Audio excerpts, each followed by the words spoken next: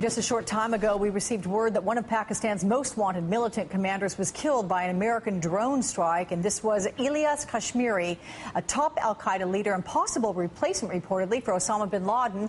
He has now been reported dead by the militant group that he heads, as well as a Pakistani intelligence official confirming that.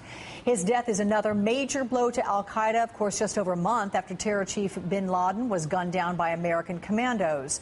I'm joined now by MSNBC military analyst and recipient of the Congressional Medal of Honor, Colonel Jack Jacobs. Colonel Jack, so let's ask you with a welcome. Do you think Kashmir was identified by items collected from bin Laden's Pakistani compound? I mean, we keep wondering about the treasure troves of information we got there. Might a clue to his whereabouts be one of them? We've known about him for a long time, of course. But like any strike, you want to have current information and intelligence, and it's got to be verified by independent sources. So although we've known about it for a long time, you don't know where somebody is exactly unless you have current information from on the ground. And it has to be verified by an independent source. Some of it almost undoubtedly came from things that we collected at bin Laden's compound, verified again by people on the ground.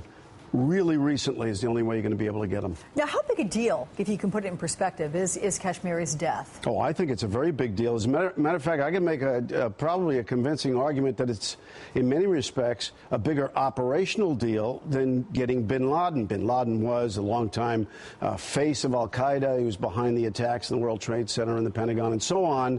And, of course, our government put him at the forefront at the very beginning by saying that this guy was behind it and we're going to get him and all the rest of that stuff. We don't get him for 10 years later. And, of course, it's a big victory. But al-Kashmiri, this guy is the operational chief. It was because of him that cities, targets in Europe and the United States were at risk. Money flowed through his hands. Training was done at his behest and his direction. He was the field supervisory effort of al-Qaida. And getting rid of this guy, he's not the only one, but getting rid of this guy is really, really important and makes both Europe and the United States much safer. All right, Colonel Jack Jacobs, thanks for weighing in on this breaking news. You're welcome.